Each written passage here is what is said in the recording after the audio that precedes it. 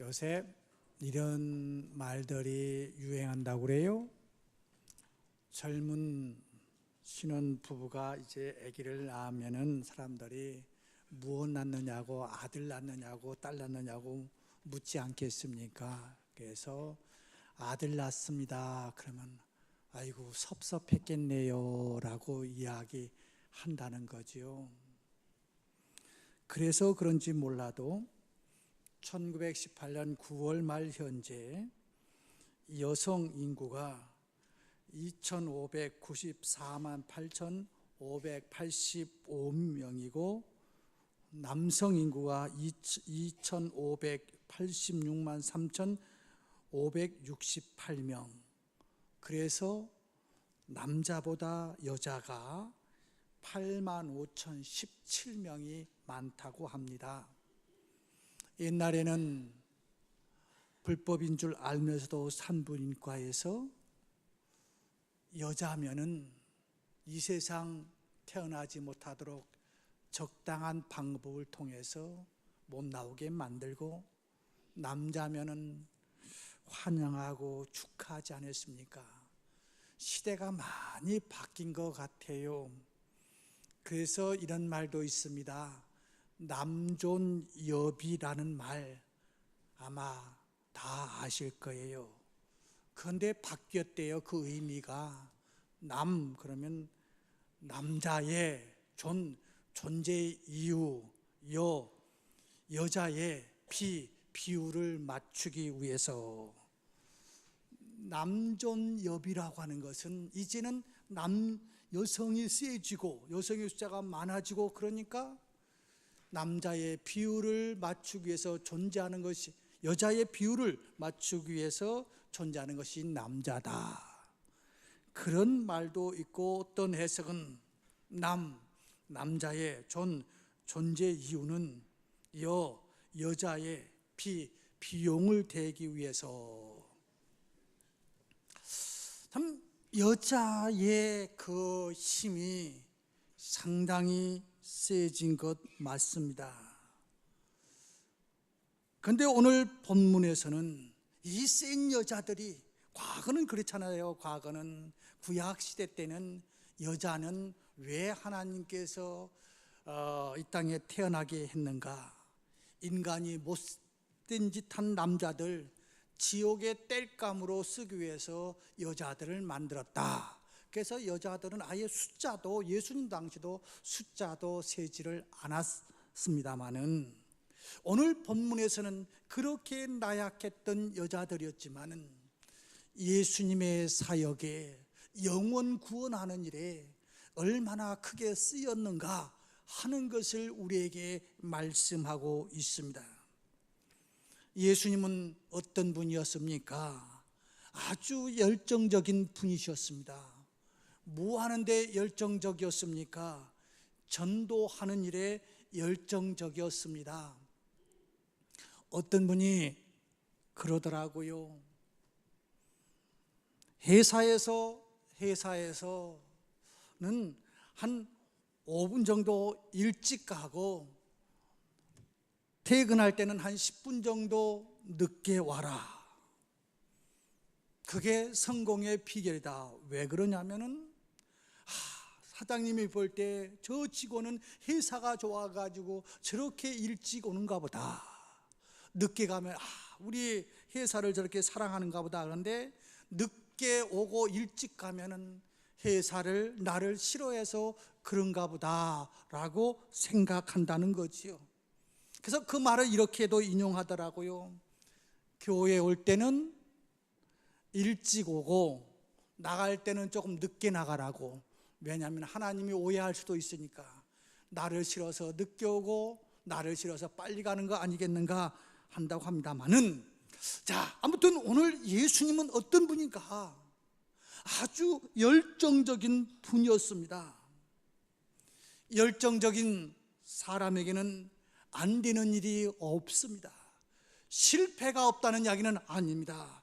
실패가 일 수도 있었고 그분 앞에도 장애물일 수도 있습니다만은, 열정적인 사람은 그 모든 것을 헤쳐나갈 수 있지요.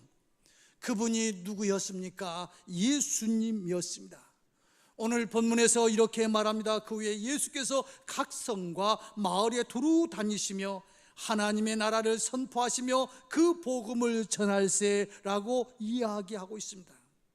우리 주님 어떤 한 곳에서 전도한 후에 사람이 많아지면 거기서 편하게 지금 말하면 목회한 것이 아니고 거기서 안주하신 것이 아니라 끊임없이 열정을 가지고 이 마을 저 마을 이 도시 저 도시 다니면서 한 영혼이라도 더 구원하기 위해서 열정적으로 우리 주님은 일하셨습니다. 사랑하는 성도 여러분, 죽어가는 영혼을 우리는 보아야 합니다. 지옥으로 달려가는 영혼을 우리는 바라보아야 합니다. 그러면서 그 영혼들을 바라보면서 우리는 구원을 생각해야 합니다. 지금까지 몸으로 전도하지 않았다면 몸으로 전도하기로 결단해야 합니다. 지금까지 입술로 주님의 복음을 전하지 못했다면 입술로 복음을 전해야겠다고 결단해야 합니다. 지금까지 전도 대상자를 정하지 않았다면 전도 대상자를 정해야 합니다. 전도를 위해 기도하지 못했다면 지금부터라도 복음이 땅끝까지 전해지기를 기도해야 합니다. 한 영혼을 건지기 위해서 전도할 영혼을 정해야 하고 그리고 그 영혼과 좋은 관계를 맺어야 합니다. 자주 접촉하면서 기도할 때 마음이 움직이기 시작하는 것 아니겠습니까? 우리 주님은 한 영혼을 향하여 뜨거운 열정이 있었습니다. 본문에서 주의 깊게 보아야 할 것이 있습니다. 주님이 복음을 전하실 때 많은 장애물이 있었습니다. 기득권 세력들이 우리 주님을 경계하기도 했고 배척하기도 했고 해당에서 자유롭게 말씀을 전하지 못하도록 방해하기도 했습니다. 그러나 우리 주님은 거기에서 멈춘 것이 아닙니다. 막힌 담 앞에서 주저앉은 것이 아닙니다. 그 문제를 뚫고 전도하셨습니다. 우리 주님은 해당만을 고집하지 않았습니다. 예수님은 도시와 농촌 뿐만 아니라 산과 바다 들판 가리지 않냐고 복음의 현장을 향해서 이리 뛰고 저리 뛰시면서 열정을 다해서 복음을 전했습니다. 예수님을 가장 많이 닮았다고 하는 사도 바울도 마찬가지입니다. 아시아로 가서 복음을 전하려고 할 때 성령께서 전하지 못하도록 막았습니다. 막았다고 해서 이제 나는 내 사명 다 끝났다고 이야기하지 않냐고 환상 중에서 나를 부르는 그곳으로 가서 유럽의 첫 번째 복음을 전하는 귀한 길을 열었던 것입니다. 우리의 삶도 마찬가지입니다. 장애물이 있어도 또 다른 길이 열려 있다는 사실을 기억해야 합니다. 사망의 음침한 골짜기가 있어도 골짜기 건너편에 푸른 초장이 있습니다. 하나님은 합력하여 선을 이루시는 분이십니다. 주님은 전도의 열심을 가지고 모범을 보여주셨습니다. 주님을 모델로 삼아 전도의 지경을 넓혀가는 우리 모두가 되기를 주의 이름으로 축원합니다. 장애물을 두려워하지 맙시다. 우리 주님께서 장애물이 있었습니다마는 그것을 헤쳐나갔듯이 우리도 주님의 열정을 가지고 전도해야 합니다. 그런데 이러한 일들은 혼자 할 수 있는 것이 아니라는 겁니다. 오늘 본문에서 보면 이렇게 열정을 가지고 전도하는 우리 예수님, 또 예수님의 제자들을 돕는 충실한 동역자가 있었습니다. 성경을 보면 예수님께 은혜를 입은 많은 사람들이 등장합니다. 예수님을 만나 병 고친 사람, 예수님을 만나 귀신으로부터 자유함을 얻은 사람, 예수님을 만나 죽음에서 다시 살아난 사람, 아무튼 많은 사람들이 있습니다. 누가복음에서는 이름이 밝혀지지 않은 헌신된 사람도 많이 있습니다. 그 예로 70인의 전도 특공대들 둘씩 전도하도록 파송한 그 제자들 이름, 아무 곳에도 그 이름이 없습니다. 승천하실 때 그의 주의 사역을 함께 통용했던 500여 명의 제자들의 이름도 없습니다. 본문에도 다른 복음서에 밝혀지지 않은 충실한 일꾼들이 있습니다. 이들은 주님께서 악한 귀신을 쫓아내셨던 분이시죠. 주님께서 병을 고쳐주신 사람들입니다. 이들이 은혜에 감사하며 충성하고 헌신했습니다. 그래서 오늘 본문 2절은 이렇게 기록하고 있어요. 또한 악귀를 쫓아내심과 병 고침을 받은 어떤 여자들, 곧 7 귀신이 나간 자 막달라이라 하는 마리아와 헤롯의 청지기 구사의 아내 요한나와, 이렇게 몇 사람의 이름은 기록되어 있습니다마는 다 기록되어 있는 것은 아닙니다. 주님은 여러분들의 선행, 작은 선행이든 작은 헌신이든 작은 충성이든 큰 충성이든 다 기억하십니다. 주님은 누구든지 제자의 이름으로 작은 자 중 하나에게 냉수한 것이라도 주는 자는 결단코 상을 잃지 아니하리라고 말씀합니다. 주님 곁에는 충실하게 섬겼던 여자 동역자들이 있었습니다. 그러면 이 동역자들의 특징이 무엇이었느냐는 겁니다. 첫 번째로 이 동역자들은 한 마음 한 뜻이 되었어요. 섬기는 일에 한 마음 한 뜻이 되었어요. 여기에 특별히 이제 이름이 몇 사람 안 나오는데, 나오는 사람들 2사람의 특징을 보면은, 한 사람 마리아라고 하는 사람은 7 귀신에 걸렸던 사람입니다. 물론 7이라고 하는 숫자도 의미가 있겠지만은 완전히 귀신에게 사로잡혔던 사람, 이 사람이 주님 앞에 고침을 받고 주님의 동역자가 되었다는 거예요. 어떻게 보면 그게 당연할 것 같지만은 사실은 그렇지 않습니다. 교회에서 아주 힘들 때 어떤 도움을 받아서 일어서신 분들 잘 되면은요, 그 교회에 있기가 쉽지 않습니다. 항상 교회들이 저 사람 그저 찢어지게 가난했던 사람인데 내가 도와주고 우리가 도와줘서 일어났는데 은혜를 잘 몰라, 뭐 등등, 저 사람 귀신 들렸던 사람이야, 이런 이야기가 한두 번은 괜찮겠지만 자꾸 들려올 때 거기에서 견디기가 쉽지 않겠지만은, 오늘 이 여인 완전히 귀신에 사로잡혔는데 이제 거기서부터 자유함을 얻어 주님을 섬기는 동역자가 되었습니다. 한 사람은 누구입니까? 요한나라고 하는 사람입니다. 그 사람은 누구인지 아십니까? 구사의 아내라고 이야기합니다. 구사는 왕의 청지기였습니다. 청지기는 심지어 주인의 재물을 빌려주기도 하고 이유를 정하기도 하고 이자를 받기도 하고 이자를 탕감해 줄 수도 있고, 심지어 처음에 빌려준 그 금액조차도 적당히 이제 자기 손에서 이렇게 저렇게 할 수 있는 그런 재량권이 있는 사람이었습니다. 그때나 지금이나 돈을 가지고 휘두를 수 있는 사람의 그 힘은 대단할 수밖에 없습니다. 한 사람은 완전히 귀신에 들렸던 사람, 한 사람은 어떻게 보면 물질의 그 귀부인처럼 행세하던 이들이 한 마음이 되어서 주님을 섬겼다는 것입니다.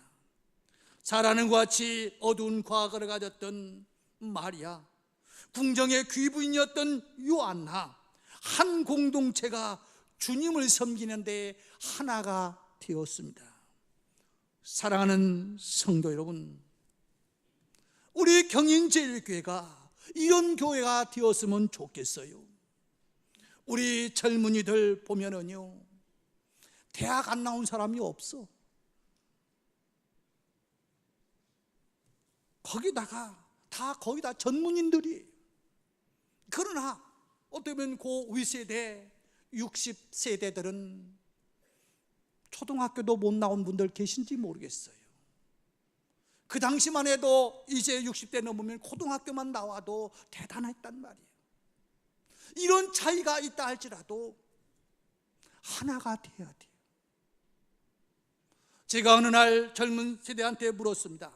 엘리베이터에서 만나가지고, 지금 당신들이 여기에 이사 왔는데 여기까지 이사 올 수 있는 그 힘이, 경제력이 힘이 부모 잘 만나서 그렇소? 아니면은 당신이 똑똑해서 그렇소? 라고 물으니까 주저주저 않고 하면서 대답은 않던데, 우리 연세 드신 분들 꿈이 뭐였습니까? 제발 월세에서 전세 살고 싶어서 발부둥 치던 사람들 아닙니까? 남들 주인 앞에서 구박당하는 거에서 하나님, 작은 집도 줬사오니 이사 안 갈 수 있도록 해달라고 하는 그 기도를 했던 우리 60대 이상에 되시는 분들, 그런데 지금 30대 중반들 무엇입니까? 적어도 여러분들 여기 올 때 수억 원에, 아무리 전세를 가지고 온다 할지라도 수억 원이 있어야 여기 오시는 분들 아닙니까? 그러다 보면은 생활의 패턴도 다를 수 있습니다.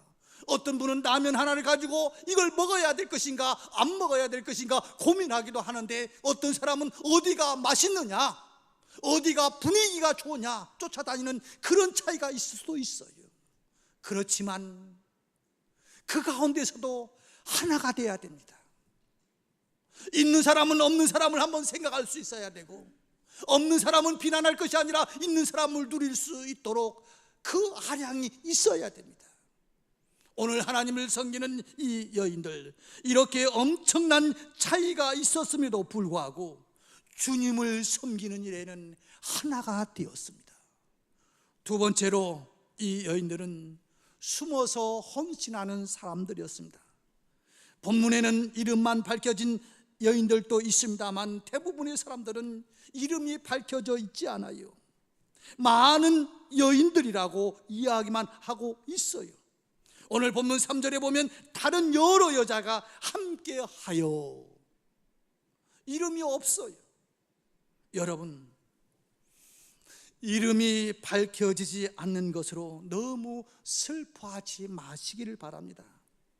이름이 밝혀지든 밝혀지지 않았든 그것이 중요한 것은 아닙니다. 이름이 밝혀지지 않는 사람들은 오히려 천국에서 더 찬란하게 빛나게 될 것입니다. 우리는 지금 2달을 계획을 가지고 집중적으로 전도하고 있습니다. 이 전도를 받은 사람들, 어떤 사람들은 여기서 만나가지고 내가 전도했다고 할 수도 있고, 어떤 사람은 내가 다 흔들어 놨더니 쏙 뽑아가지고 자기가 전도했다가라고 하면서 마음 아파할 수 있는 사람도 있을 수 있습니다. 그러나 그것은 우리의 생각이지 하나님의 생각은 아닙니다. 우리가 합력하여 한 영혼이라도 구원시켜낸다면 이름이 나든 안 나든 그것이 중요한 것이 아니라 하나님은 다 알고 계시다는 것입니다. 중요한 것은 주님께서 나를 쓰셨다는 사실. 이 여인들은 12사도들과 똑같은 하늘의 상급을 받는 지혜로운 하나님의 일꾼들이었습니다. 주님은 그리스도인들이 받을 상급에 대해서 놀라운 약속을 하셨습니다. 선지자의 이름으로 선지자를 영접하는 자는 선지자의 상을 받을 것이요, 의인의 이름으로 의인을 영접하는 자는 의인의 상을 받을 것이라고 약속하셨습니다. 선지자는 아니지만 선지자의 이름으로 선지자를 대접하면은 선지자의 상을 받을 것이라는 겁니다. 마지막으로 이 여인들은 어떻게 주님과 동역했습니까? 여인들은 자기의 소유를 가지고 하나님을 섬겼습니다. 성도는 하나님께 쓰임 받는 것이 가장 복된 겁니다. 물질이든 몸이든 시간이든 무엇이든지 하나님 앞에 쓰임 받는 사람이 되어야 됩니다. 오늘 본문 누가복음 8장 3절 하반절에 보면 자기들의 소유로 그들을 섬겼더라. 자기들의 소유로 그들을 섬겼더라라고 이야기하고 있습니다. 여인들이 자기들의 소유인 물질로 섬김으로 예수님의 제자 12명과 예수님 13명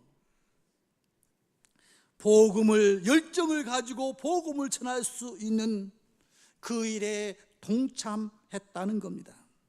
여러분 어떻습니까? 지금 이 자리에 있는 동안은 남이 물건을 훔쳤다고 하면 아주 입에 거품을 물면서 비난할 겁니다. 그런데 말입니다, 여러분들 한 열흘만 굶겨놓고 옆에 빵을 갖다 놓으면 안 먹는 사람 거의 없을 거리요. 거기다가 한 15일 정도 굶겨놓으면 있는 거 옆에 보이는 거 먹는 게 아니라 남의 창문을 뚫고서라도 가서 꺼내다 먹지 않을까요?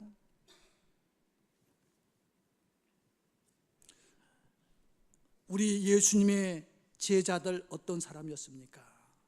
무소유자 아니었습니까? 예수님에게 비자 가득 있었던 거 아닙니다. 집문서 있었던 거 아닙니다. 예수님의 제자들도 마찬가지입니다. 모든 것을 다 버리고 주님을 따랐는데 그들도 육신을 가지고 있는 사람들인데 먹어야 되지 않겠습니까? 입어야 되지 않겠습니까? 또 어딘가 가야 되지 않겠습니까? 신발 하나라도 사 신어야 되지 않겠습니까? 이러한 부분들을 돕는 사람이 누구인가? 오늘 이 여인들, 이름이 밝혀지지 않았던 많은 여인들이 이들을 배후에서 도움을 통해서 주님이 마음껏 일할 수 있었다는 것입니다. 복음을 전하는 방법은 여럿이 있습니다. 말씀을 대중들에게 직접 선포하는 방법도 있을 것이고, 개인에게 복음을 전하는 방법, 물질을 들여서 복음을 전하게 하는 방법, 기도로 복음을 전하고 복음 전도자를 위해서 기도하는 방법도 있을 것입니다. 그런데 이 여인들은 물질을 통하여 복음을 전한 일에 동역했습니다. 내가 직접 나갈 수 없는 일을 물질로 후원하는 것은 적극적 참여 방법입니다. 선교사를 지원하는 선교 헌금은 그래서 매우 중요합니다. 내가 직접 선교사로 뛰어갈 수는 없지만은 물질로 선교를 지원할 때 바로 선교사의 상급이 나의 상급이 될 수도 있기 때문에 그렇습니다. 예수님의 제자들은 아무것도 아닌, 가진 것이 없는 무소유자들이었습니다.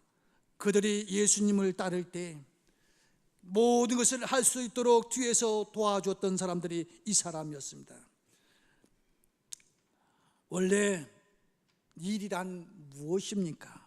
어떤 일을 할 때 꼭 필요한 것이 무엇입니까? 사람이 있어야 됩니다.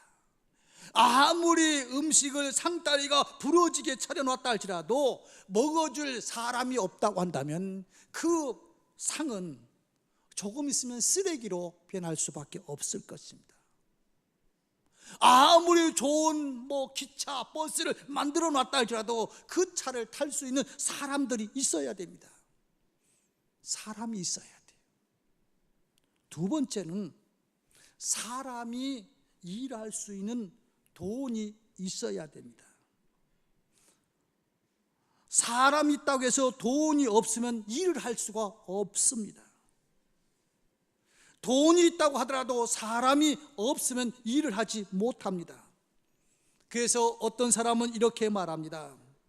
최고의 리더십으로서 새로운 역사를 써가기 위해서는 그 사람에게 두 가지가 주어져야 된다는 겁니다. 한 것은 인사권, 사람을 쓰고 안 쓰고 하는 인사권이 있어야 되고, 두 번째는 그 사람들을 통해서 어떤 일을 할 수 있는 재정권이 주어져야만이 그 사람에게 주어진 생각들, 비전, 꿈, 이런 것들을 이루어갈 수 있다는 겁니다. 오늘 우리 주님은 어떤 꿈이 있었습니까? 한 영혼이라도 더 구원하기 위해서 들이든 바다든 회당이든 어디든 다니면서 열정적으로 복음을 전했는데, 그 일을 할 수 있도록 뒤에서 후원한 여인들이, 오늘 본문에서 나오는 여인들의 이름과 또 이름은 없지만은 다수의 여인들이 이렇게 도와주었다는 겁니다. 사랑하는 성도 여러분, 인간의 소유란 섬김의 도구가 될 수 있고 탐심의 도구가 될 수 있습니다. 지금 여러분들은 무엇을 소유했습니까? 무엇을 더 소유하기를 원하십니까? 예를 든다면 학교 좋아요. 대학교 나오고 대학원 나오고 박사과정 밟고 또 부족해서 주변 학문을 더하고 또 학위를 받고, 그래서 학위가 한 10여 개 있다고 합시다. 그것이 내 탐심을 위한 그 박사 학위라고 한다면 하나님 앞에 가서는 그건 쓰레기밖에 될 수 없습니다. 비록 내가 학위가 없다 할지라도, 아니 하나 학위가 있다 할 때 그 학위를 가지고 섬김의 도구로 쓰신다면 하늘나라의 위대한 영혼 구원의 동역자가 될 수 있을 것입니다. 여러분들은 지금 아침 일찍이 일어나며 저녁 늦게 누우면서 살고 있는 삶의 목표가 탐심을 추구하기 위한 것입니까? 섬김에 쓰임받기를 원하시는 것입니까? 초대교회 바나바는 자신의 소유를 다 팔아 베드로의 발 앞에 갖다 놓고 모든 사람들이 다 함께 필요한 대로 쓰게 했습니다. 바나바의 소유는 섬김의 도구였습니다.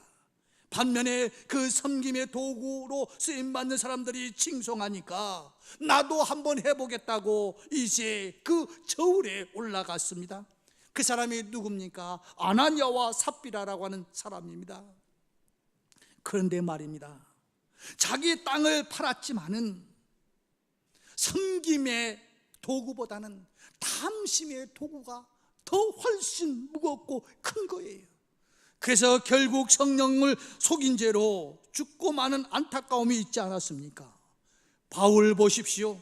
바울이 그렇게 위대했던 것은 그의 지위, 그의 학문, 그의 태어난 배경들 모두를 다 탐심을 위해서 쓰려고 한 것이 아니라 섬김의 도구로 썼기 때문에 오늘날 바울을 모르는 사람이 없고 바울을 비난하는 사람이 없고, 모두가 우리 바울과 같은 그 뜨거운 열정을 갖고 살아가기를 원하는 것 아닙니까? 주님 앞에 찾아왔던 젊은 관원 보십시오. 그는 말합니다. 나는 율법을 다 지켰노라고. 우리의 사람들 앞에서 내가 바르게 살았다고 이야기할 수 있습니까? 적어도 이 부유한 젊은 청년은 하나님의 말씀대로 살려고 노력했던 사람인데 뭐가 중량미달이었습니까? 탐심보다 소유욕이 너무 컸어요. 그래서 주님을 떠나고 말지 않았던가요? 아리마대 요셉 어떤 사람이었습니까? 부자였습니다. 그는 왜 칭송받습니까? 자기의 소유가 탐심을 향해서 가는 인생이 아니라 섬김을 향해서 가는 인생. 예수님이 돌아가신 후에 어디에 묻힐 자리가 없으니까 내 무덤 쓰십시오 하고 내놓을 수 있는 섬김의 사람이기에 오늘 또 성경을 통해서 이 아리마대 요셉을 칭송하는 거 아닙니까? 오늘 주님은 때를 얻든지 못 얻든지 섬김의 도구로 쓰라는 겁니다. 사용되라는 겁니다. 가장 큰 섬김이 무엇입니까? 돈입니까? 아니에요. 한 영혼을 구원하는 일에 내가 섬김의 도구로 시간을 쓰든 물질을 쓰든 내 재능을 쓰든 이 섬김이 가장 큰 하늘나라의 귀한 보화입니다.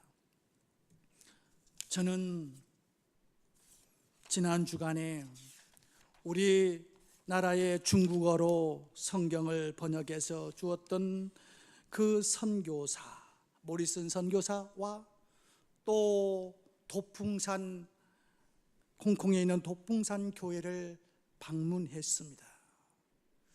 그 도풍산의 이야기를 이렇게 이야기하더군요.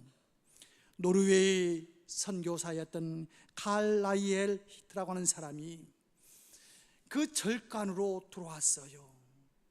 절간으로 들어와 가지고 32년 동안, 저 그림을 보십시오. 저기가 현장인데 저 절간으로 들어와 가지고 32년 동안 한 사람도 구원을 못하니까 본국에서 소환령이 내렸어요.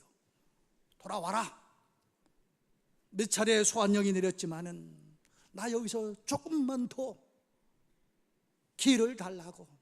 그러니까 나중에는 오라오는데도 돌아오지 않으니까 제명을 시키려고 했어요. 선교사를 제명시키려고 하니까 또 일부에서는 조금만 기다리자고. 그 시간이 32년입니다. 32년이 지난 후에 70명의 승려들이 세례받고 구원받았고, 그가 50여 년 동안 거기서 선교사역하면서 200여 명의 승려들을 예수를 알고 천국을 알 수 있는 길로 안내했다고 합니다.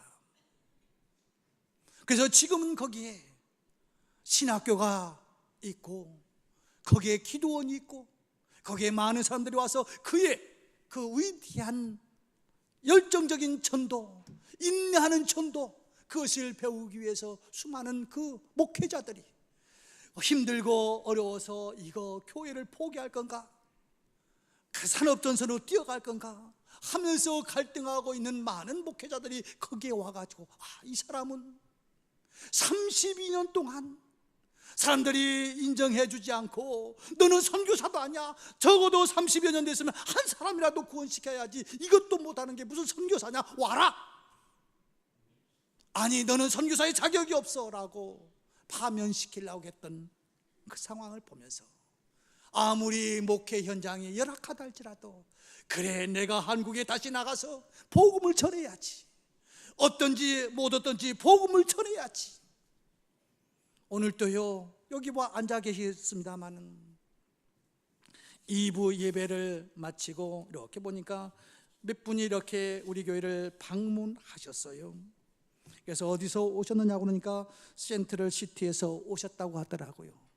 제가 아직 이름도 안 물었어요. 그냥 만나서 이야기만 했는데, 여기까지 오게 된 배경이 뭐냐고 묻지는 않았습니다만, 적어도 우리 전도 특공대들이 때를 얻든지 못 얻든지 가서 복음을 전한 그 결실이, 그 씨앗들이 하나 둘 열매가 맺어지는 것 아닐까 하는 생각을 해봤고, 또 어떤 씨앗은 금방은 아니지만은 10년 20년 후에 다시 돌아오겠지요. 오늘도 저는 너무 반가웠습니다. 어떤 한 분, 우리 교회 권사님 동생인데 천연 신앙을 몰던 분을 전도했고, 그동안 이제 우리 교회 나오시다가 한 10여 년 떨어져 있었는데, 오늘 이렇게 1층에서 보니까 부부가 함께 서 계시더라고요. 너무너무 좋았어요. 우리 쉽게 실망하고 포기하지 말자고요. 꾸준히 하나님의 말씀을 전하면은 결실이 얻어질 줄로 믿습니다. 말씀을 맺을게요. 오늘 주님은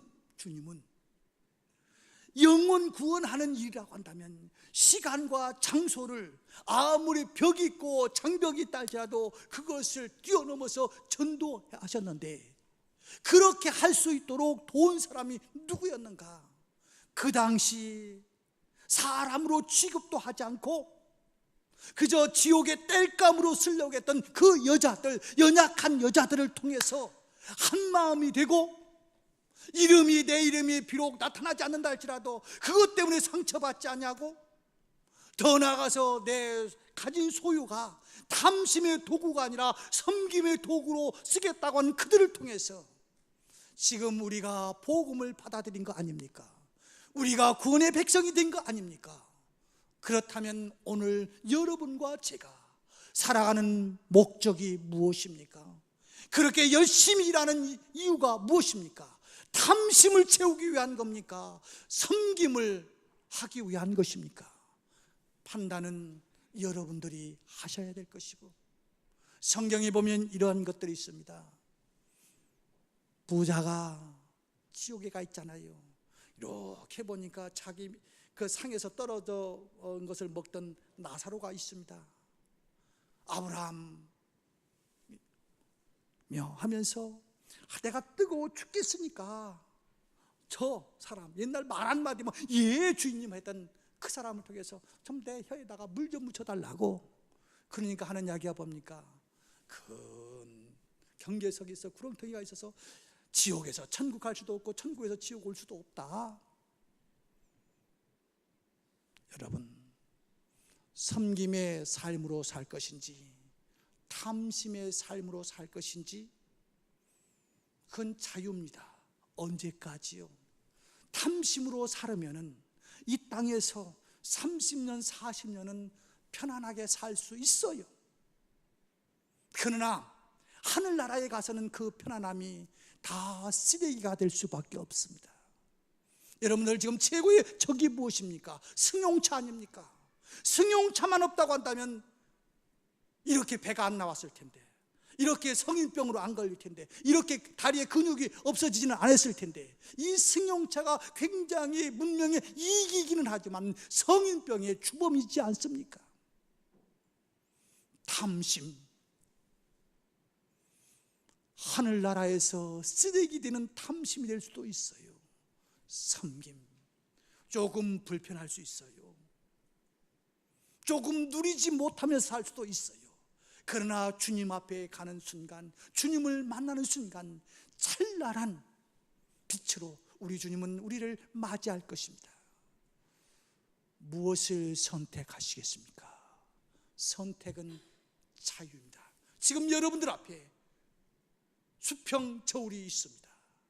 내 소유가, 내 건강, 내 생명, 내 물질, 내 지식, 이 모든 것들이 수평 저울에다가 놨을 때 소유가 더 무겁습니까? 탐심이 무겁습니까? 한번 잘 생각해 보시고, 내 소유가 섬김을 위해서 쓰임받는 축복된 교인들로 가득가득 찬 우리 모든 교우들이 되기를 주의 이름으로 축원합니다. 기도하겠습니다. 하나님 아버지, 오늘 주님의 위대한 사역을 도왔던 이 여인들, 합력해서 선을 이룬 여인들이었습니다.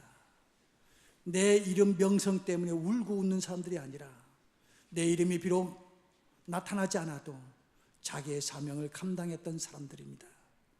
특별히 자기의 소유가 탐심의 재료로 사용된 것이 아니라 섬김의 재료로 주님 위해서 쓰임받게 했던 그 연의 모습과 같이 우리들의 모습이 그러한 모습이 되게 하시고, 우리 교회가 그러한 교회가 되게 하여 주옵소서. 예수님의 이름으로 기도드리옵나이다. 아멘.